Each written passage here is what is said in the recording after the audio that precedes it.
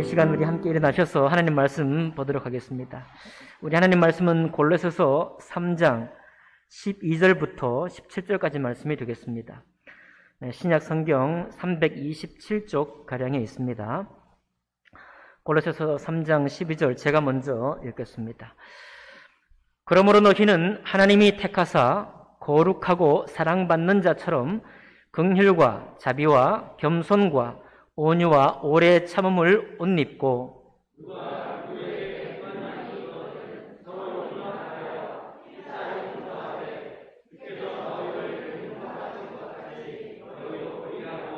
이 모든 것 위에 사랑을 더하라. 이는 온전하게 매는 띠니라.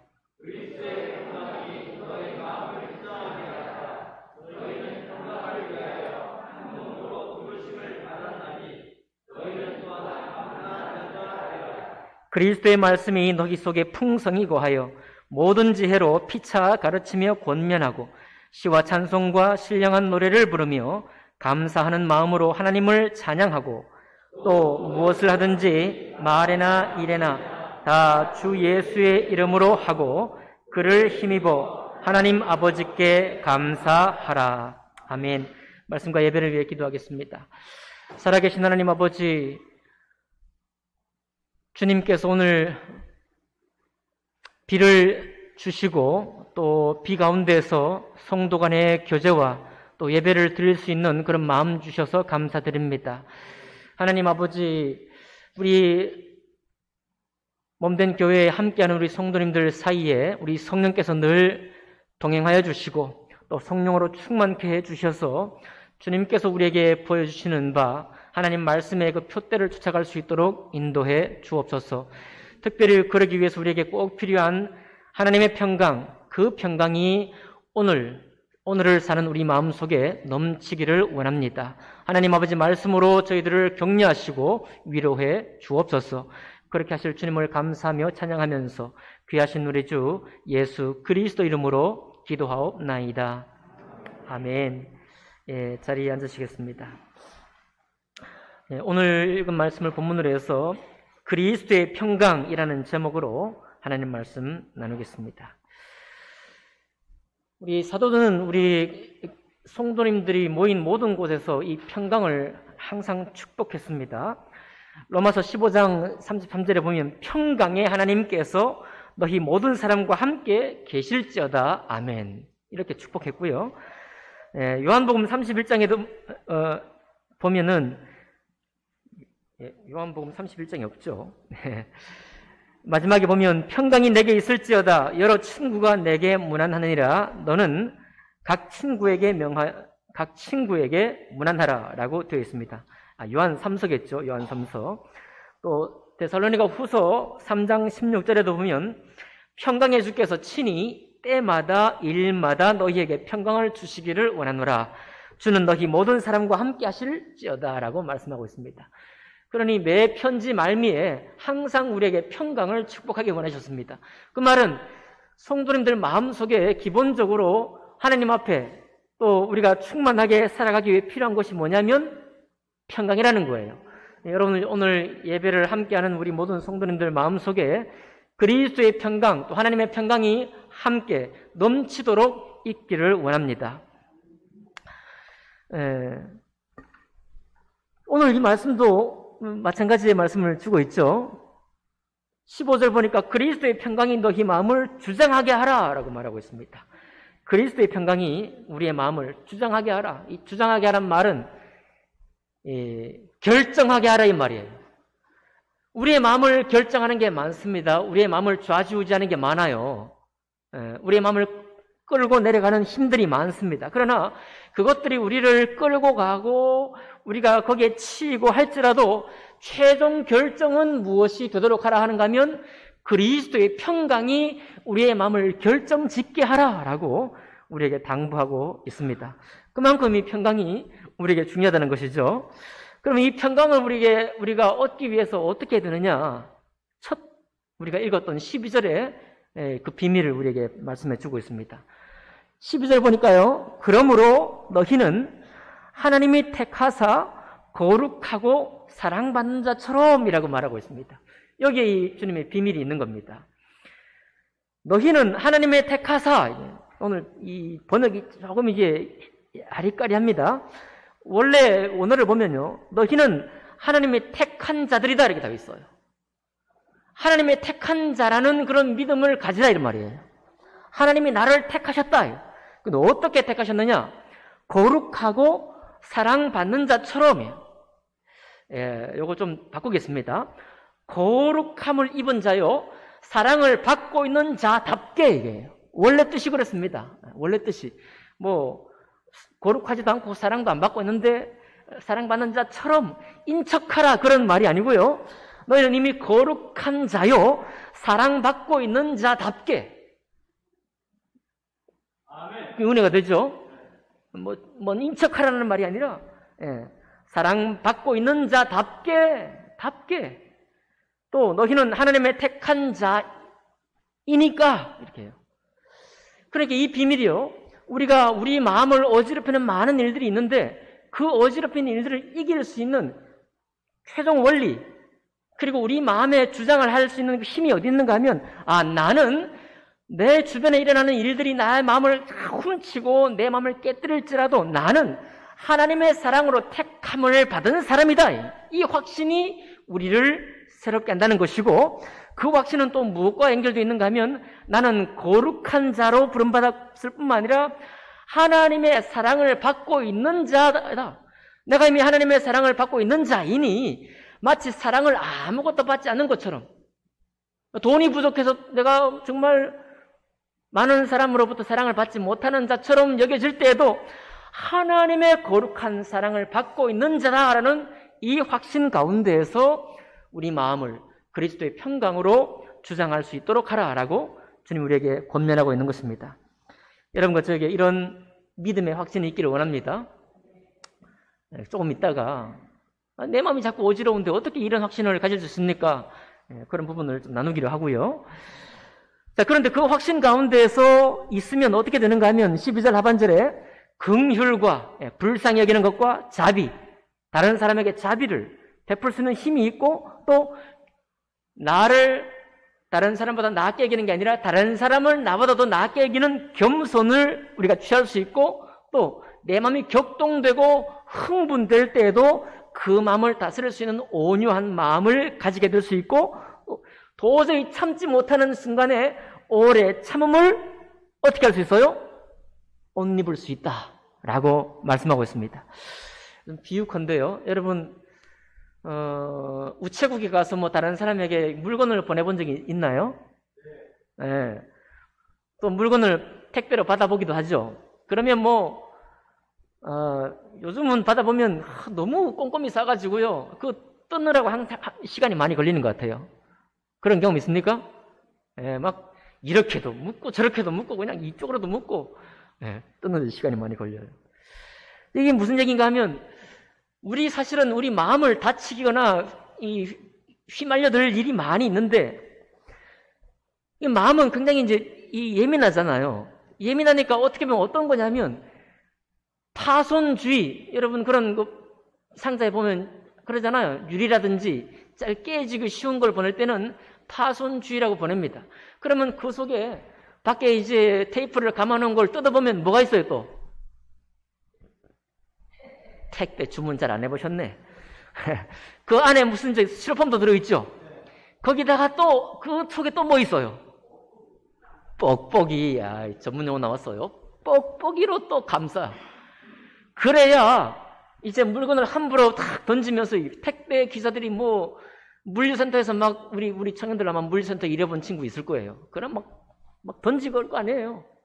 파손주의라 그래도 막 힘들면 막 던질 거 아닙니까? 그럴 때 안 깨지도록 혹시나 그렇게 던지더라도 여기 창고에서 저쪽으로 옮겨서 또 최종적으로 그 상품을 주문한 사람에게 가기까지 막 어떤 일이 있을지라도 안 깨지도록 뻑뻑이 감싸죠. 거기 옆에 또 뭡니까? 스티로폼 감싸죠.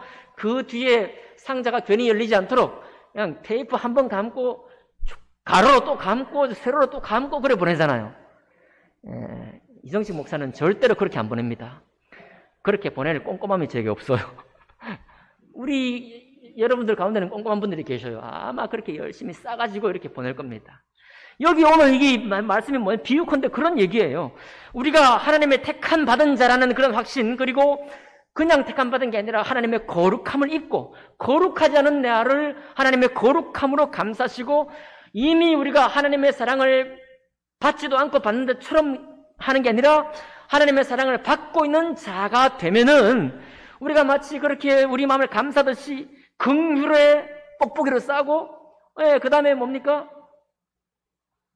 자비의 스티로폼을 안에 넣고 밖에 겸손의 띠를 한번 두르고 온유의 띠를 또 감싸고 오래 참음으로 한번 슉 감아가지고 파손주의까지 딱 쓰고 이 상자를 보낸다, 이런 말입니다. 우리 마음을 지키는 것이, 우리 그리스도 안의 평강을 지키는 것이 그렇게 소중하다는 거예요. 이 평강이 우리가 얻고 난 다음에라야 이제는 우리가 그리스도의 말씀, 하나님 말씀을 넉넉한 마음으로 읽을 수 있는 여유가 생기고 그 말씀을 우리 삶에 집착된 데서 떠나 있으니까 이 말씀이 나를 이끄는 곳으로 갈 수 있는 그런 힘도 여러분과 저에게 생긴다는 말이에요. 그건 너무 중요하겠죠. 우리가 근근히 신앙생활 하는 게 목적이 아닙니다. 우리가 그냥 예배를 지키는 것으로 만족하는 신앙으로 우리 신앙을 끝내기를 원치 않아요. 이 주님이 우리를 부르셨다는 사실은 사랑받은 자로서 주님의 성품을 담기를, 세상은 우리를 자꾸만 힘들게 하지만 그 힘든데 치는 것이 아니라 그것 때문에 파손되지 않는 마음을 준비해서 이제는 거룩한 주님 말씀을 이루는 사람으로 살도록 우리를 이끌어가는 거예요. 그게 바로 신앙이라는 것입니다. 여러분과 저에게 그런 강건함이 있기를 원해요. 그러니까 앞으로 이제 여러분 택배 상자를 보내거나 택배 상자를 열 때마다 이 말씀을 기억해 주길 바라요. 이 뽁뽁이는 뽁뽁이가 아니야. 이 뽁뽁이는 긍휼의 뽁뽁이야. 스티로폼, 왜 자꾸 이런 거 넣어놨어?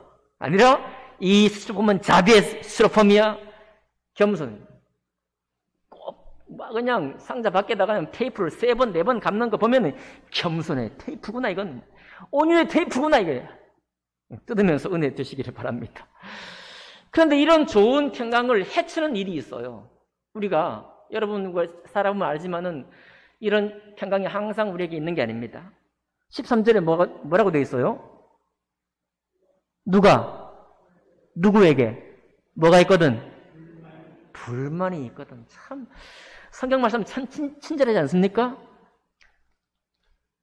그 앞에 보면 뭐라고 되어 있어요? 18절에 보면 분함과 노염과 악의와 비방과 너희 입에 부끄러운 말을 다 버리라, 거짓말하지 말라 그러는데 이런 사단이 왜 생기냐 하면 불만 때문에 그렇거든요. 불만. 우리가 서로가 서로에게 불만이 생겨요. 불만이 생기면 그냥 화가 나면 못마땅하고, 그러면 그냥 입에도 마음에도 없는 얘기를 또 해야 되고, 성경이 우리의 불만까지도 다루기를 원하시잖아요. 얼마나 감사합니까? 누가 누구에게 불만이 있거든. 해결책은 뭐예요? 서로 용납하여 피차 용서하되 주께서 너희를 용서하신 것 같이 너희도 그리하고 이 모든 것 위에 사랑을 더하라. 이는 온전하게 매는 띠니라. 아유, 이제부터 또 안 듣기 시작해. 주님 너무 지당하시고 좋은 말씀만 하니까 이제 도저히 따라가지 못하겠습니다. 이렇게. 불만이 있거든. 일단 뭐예요? 서로 용납하라. 피차 용서하라. 그리고 주님이 용서하신 것이 용서하고 그 위에 사랑을 더하라. 여기 또 한 번 더 감으라는 거예요. 사랑의 띠를 한 번 더 두르라는 얘기입니다. 그렇게 했을 때 우리가 불만이 낳는 분함과 용납하지 않고자 하고 복수하고자 하고 안갚음하려고 하는 그런 마음에서부터 우리가 떠날 수 있다. 그런 얘기인데 이게 쉽지가 않습니다. 쉽지가 않죠? 우리 이제 17절 하반절 보면 아내가 남편에게 복종하라 나와 있고요. 그 다음에 22절 보면 21절 보면 아비가 자녀들에게 나와 있고 22절에 보면 종들과 상전이 나와 있고요. 그렇게 되어 있습니다. 그러니까 우리의 마음의 평강을 해치는 것이 사실은 엄청난 거대한 문제가 아니라 우리의 가까운 관계 때문이라는 거죠. 부모님과 나, 또 자녀와 부모님 뿐만 아니라 우리 성도의 관계, 또 직장의 관계, 그런 데서 우리가 평강이 다 깨진다는 거거든요. 이걸 주님이 너무 잘 아시고서 이 말씀을 주는 것입니다. 평강이 깨어진 이유가 뭐 많이 있겠죠. 사실은 그런데 뭐 심각하게 잘못한 것은 우리가 좀 빨리 해결할 수 있어요. 우리를 괴롭게 만드는 건 뭐냐면 딱히 꼬집어 말하기가 못해. 이걸 말하자니 막 유치한 것 같고 막 치졸한 것 같아, 내 마음이. 그런 거는 막 한창 소갈이 하고요. 뭐 어떻게 이게 우리가 뭐 정직하게 뭐 상대방에게 말하는 방법도 찾지를 못하니까 그냥 끙끙 앓고 있게 됩니다. 그러다가 쑥 틀리고 좀 이상한 일이 한 번 더 생기면 그냥 확 그냥 마음이 상하는 거죠. 서로 용납은 다 떨어져 나가. 용납은 무슨 용납이냐고. 용서도 떨어져 나가고 사랑도 다 떨어져 나가 버려요. 이런 게 쌓이면. 그러니까 우리 성도 간에도 마찬가지입니다. 우리가 어려운 일이 왜 이래요? 정말 잘못한 게 명백하고 분명하면 딱 말하면 돼요. 그런데 그렇게 확실한 게 또 아니야. 막 생활에 부딪힌다는 것이 너무 미묘해가지고요. 이게 우리를 괴롭히는 겁니다. 만만치가 않죠. 자, 좀 더 떨어져서 우리 교회 이제 프린터가 토너가 이제 떨어져가지고 토너를 바꿨어요.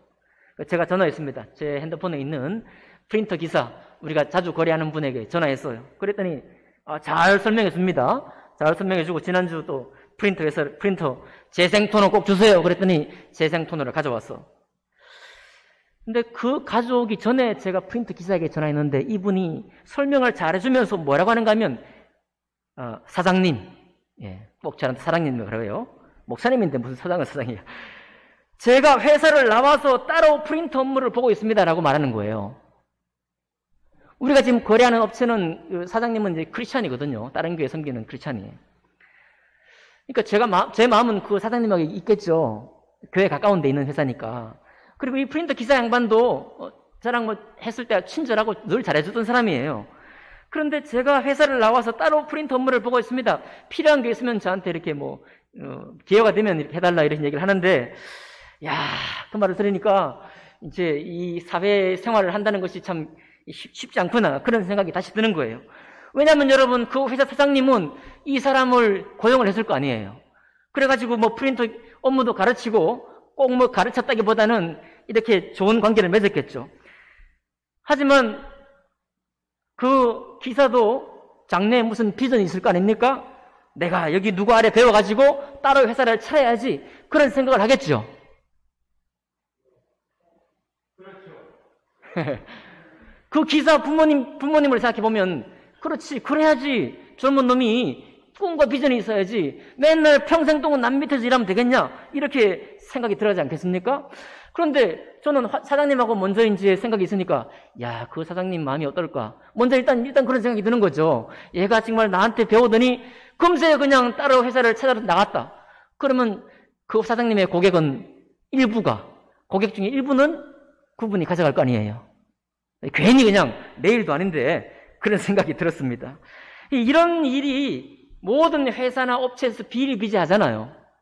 자, 그러니까 이 사회생활을 한다는 거 정말 만만치 않겠구나. 내가 어떻게 믿고 서로 이제 신뢰관계를 가지고 서로 이제 배우고 가르치고 해야 될 텐데, 야, 얘가 언젠간 나가겠지. 이런 생각을 하면 어떻게 신뢰하고 하겠어요? 하지만 뭐 아마 그런 생활을 자주 하는 분들은 이미 그걸 당연하다 생각하고 또 이제 좋은 관계를 맺으면서 또 축복하면서 그런 관계를 또 맺을 수는 알겠죠. 어차피 나갈 거니까 잘 가르쳐서 좋게 내보내야지. 이제 이런 생각도 하게 될 것입니다. 다만 그런 생각을 하면서 같은 공간에서 같은 일을 할 때 그 마음이 정말 사랑의 관계, 축복의 관계, 신뢰의 관계를 가지고 산다는 것이 만만치는 않겠다라는 생각을 한번 했다는 거죠.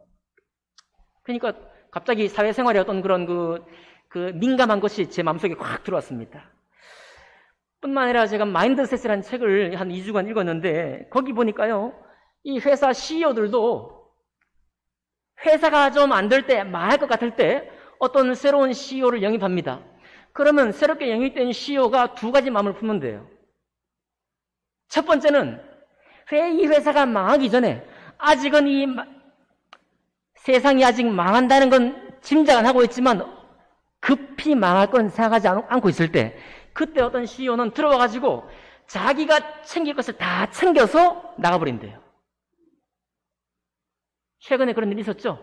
굴지의 IT 기업 중에 새로 뽑았더니 그냥 자기 이익, 지분 챙겨가지고 다 뒤로 챙긴 사람이 있습니다. 이게 뭐 우리나라만 아니라 미국 같은 굴지의 기업에서도 종종 자주 있는 일이래요. 자주 있는 일. 어차피 살아남기 위한 것이고, 뭐, 어차피 망할 회사니까 거기에 내 이익을 챙겨간다. 뭐, 그런 얘기를 한다는 거예요. 반면에 어떤 사람은요, 자기의 모든 능력을 다 투자하고, 심지어 몇 달 동안 자기 생활을 다 헌신해서 나뿐만 아니라 이 회사를 회생시키고 살려내기 위해서 애를 쓰는 사람들이 있다는 거예요. 그렇게 해서 회사를 다시 정상적인 수준으로 올리는 그런 회사들도 있다는 겁니다. 그러면 역시 마찬가지죠. 직원들이 생각할 때 저분이 와가지고 자기 이익만 나 챙겨갈 사람인지 아니면 정말 우리와 동고동락하면서 같이 어려움을 함께하면서 같이 잘 되기를 원하는 사람인지 그 CEO가 누구냐에 따라서 우리 마음이 참 괴로울 거 아닙니까? 그죠? 이런 걸 한 번, 두 번 겪는다고 생각해 보세요. 사회생활 하면서. 사람을 믿는다는 것이 얼마나 어려운가 그런 생각이 들지 않겠습니까? 심지어 이런 문화가 교회 안에도 들어와 버리면 정말 많은 상처를 입지 않겠어요? 그런 사례도 있으니까 말이에요. 제가 이 말씀 드리는 거는 우리가 여기에 정말 안온한 마음으로 하나님의 사랑을 서로 정말 격려하는 이 교회에 있지만은 우리가 세상을 살아가면서 현실 속에 살다 보면 우리가 정말 믿고 산다는 것, 하나님의 사랑 안에 우리가 정말 서로 협력하며 끝까지 격려하며 산다는 것이 얼마나 험한지 그런 것을 우리가 알 수 있기 때문에 이 말씀을 드렸습니다. 그러니까 전쟁 아니겠습니까? 서로를 향한 뒷담화가 얼마나 많겠어요. 앞에서 정말 내내 하고 뒤에 가서 이제 또 뒷담화하고 이런 문화가 그냥 일상적이겠구나 그런 생각을 우리가 하게 되는 것입니다. 자, 그러면 여러분, 이런 경험이 항상 교회 문 밖에 열고 나가기만 하면 우리 속에 있어요. 그리고 이것이 우리 속에 있으니까 우리가 교회 문 밖에는 이런 일이 있고 교회 문 열고 들어오면은 또 다른 세계가 있고 마음이 딱딱 나뉘는 게 아니기 때문에 서로 영향을 받잖아요. 그러니까 신앙생활 하면서도 이런 생각을 하게 되고요. 저런 생각을 하게 되는 것입니다. 그러다 보면 순전한 주님의 말씀과 이 평강의 믿음 속으로 들어가는 것이 정말 회방을 받는 것입니다. 한 인간을 믿는다는 것, 사람을 믿는다는 것이 자꾸만 회방을 받는 거예요. 그런데 바로 그런 현실 속에 있는 여러분과 저를 향해서 우리 주님께서 이렇게 말씀하는 겁니다. 그러므로 너희는 하나님의 택함 받은 자처럼 너희는 이미 하나님의 택함 받은 사람이니까 그리고 거룩하고 이미 하나님으로부터 사랑을 확실히 받고 있는 자니까 아멘인가요? 로마서 말씀처럼 이 현재 일이나 장래 일이나 나를 정말 생존의 이 바다에서 허우적거리게 만드는 어떤 일도 그리스도의 사랑, 하나님이 나를 사랑하신 그 사랑으로부터 결단코 끊을 수 없으리라고 하는 그 확신 가운데 우리를 인도하기 원하시고요. 그 확신이 도리어 내 마음을 자꾸만 깨치는 세상 경험을 안에서도 불구하고 긍휼의 뻑뻑이 자비의 스티로폼과 겸손과 온유 오래 참음과 사랑과 용서와 용납함의 그런 줄을 매고 그 띠를 삼게 할 수 있다고 주님은 말씀하고 있는 것입니다. 우리를 그렇게 우리 주님께서 우리를 인도하기 원하시는 거예요. 여러분과 저에게 그런 힘이 있기를 원합니다. 뿐만 아니라 여러분 여기 보니까 15절에 보니까 뭐라고 되어 있어요? 그리스도의 평강이 너희 마음을 주장하게 하라. 아까 말씀드렸죠? 결정하게 하라. 그리스도의 평강, 그리스도께서 우리에게 주는 그 평강이 우리에게 결정하게 하라. 사실은요, 욥을 보니까 욥은 이런 고백을 했거든요. 욥은 고생이 많았죠? 고난이 많았잖아요. 평강도 없고 안온함도 없고 안식도 없고 내게는 고난만 임하였구나라고 욥기 3장 26절에 고백하고 있습니다. 우리가 눈을 들어서 고난밖에 없다고 보면 고생스러운 밖에는 없고 도대체 내가 비전으로 그렸던 어떤 좋은 것도 없다고 한다면 여기에 무슨 평강이 있겠어요? 여기에 무슨 안온함이 있겠습니까? 여기에 무슨 안식이 있겠어요? 여기에 무슨 쉼이 있겠습니까? 그러니 우리 주님도 아신다는 겁니다. 우리가 정말 좌우를 둘러볼 때 내가 정말 평강할 수 있는 어떤 근거가 없어요. 그렇게 되면 욥처럼 고난만 있다라고 고백할 겁니다. 하나님 나를 왜 이런 가운데 두십니까? 왜 나에게 연거푸 이런 어려운 걸 주십니까? 하고 울고 주님께 나아가지 않겠습니까?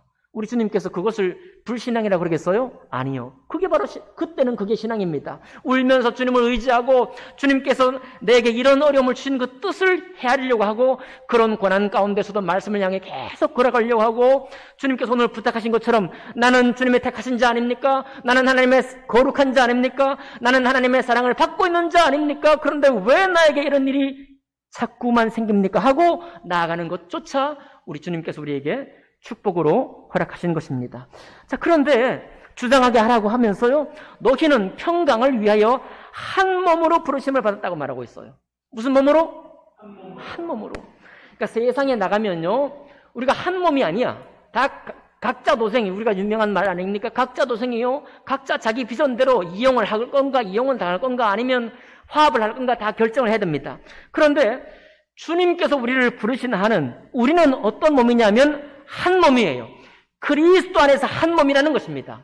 그러니까 그의 아픔이 나의 아픔이 되는 거예요. 내가 그를 아프게 하면 할수록 나도 똑같이 아픔이 나에게 몰려온다는 겁니다. 이것을 기억하라는 거예요. 이것을 인식하라는 겁니다. 그래서 한 몸이라는 사실을 기억할 때, 한 몸이니까 만약 내가 이런 일로 그를 용납하지 않고 그를 용서하지도 않고 내 마음에 이 쓴뿌리 이것 때문에 사랑을 내가 실패한다고 하면 그도 괴롭고 나도 괴롭고 한 몸으로 부름받은 한 몸이 전체가 고통받는다는 사실을 주님은 알고 있는 것입니다.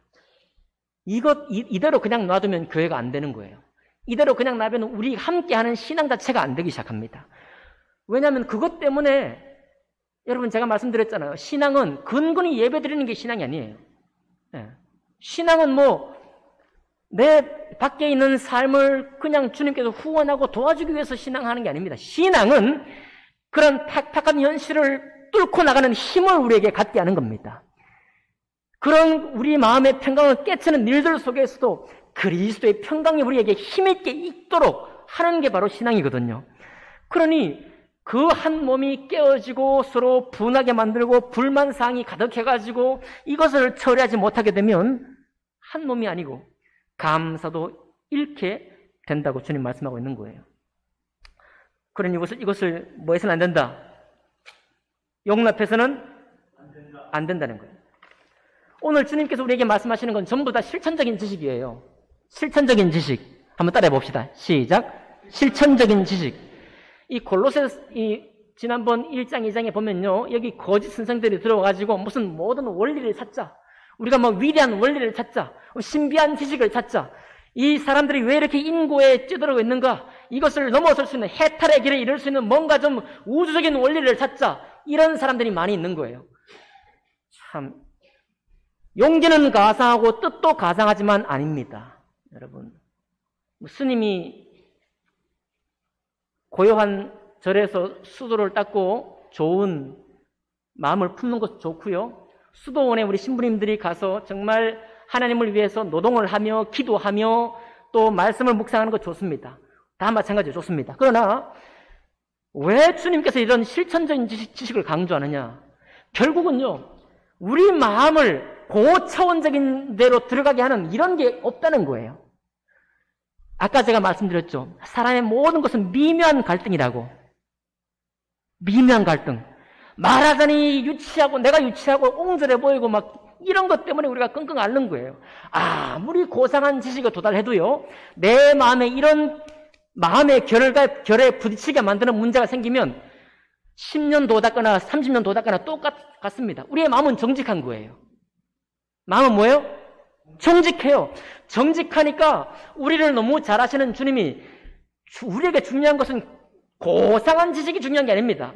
실천적인 지식이 중요한 거예요. 이 마음의 갈등을 안고서 우리가 어떻게 온유의 그런 마음을 끌어내느냐 이거예요. 우리가 어떻게 사랑의 수고를 감당해낼 수 있느냐 이거예요.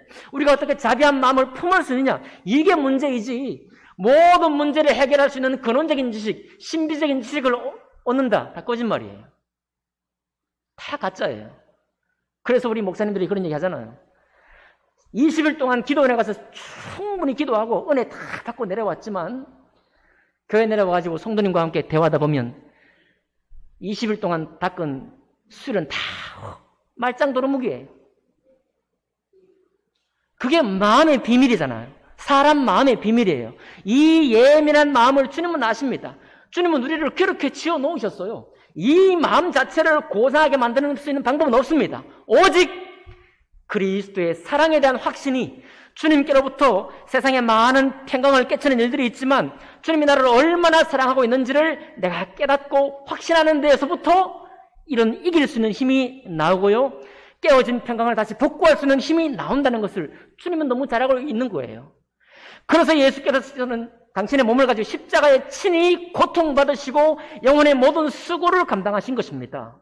그것을 없이 할 만한 무슨 도가 없는 거예요. 내 마음의 수고, 내 마음의 영혼의 수고를 필요 없는 그런 신비한 지식은 필요 없는 것입니다. 그런 거 존재하지 않는다는 거예요. 그 주님이 너무 잘 아시죠? 한 몸으로 부르신 받은 자요. 그렇게 감사하는 자가 되고 그렇게 평강을 위한 평강을 지키는 수고를 감당하는 것이 중요하다. 16절에 또 뭘 덧붙이고 있나요? 그리스도의 말씀이 너희 속에 풍성히 거하기를 원한다. 아멘 합시다. 평강이 깨어지는 일을 만나면요, 그리스도의 말씀이 풍성히 거하는 것이 아니라 없어. 찔끔찔끔 거하는 것도 아니고 없어요. 하나님의 말씀이 가난해져 버립니다. 아무것도 없이 그냥 그 분노, 이 그냥 용납하지 못하게 만드는 그 그냥 강렬한 이 쓴뿌리만 우리 마음에 주장이 돼가지고 그리스도의 말씀이 들어올 자리가 없어요. 아까 제가 말씀드렸죠. 신앙은 무슨 고상한데 무슨 들어가는 게 아니라고 말씀드렸습니다.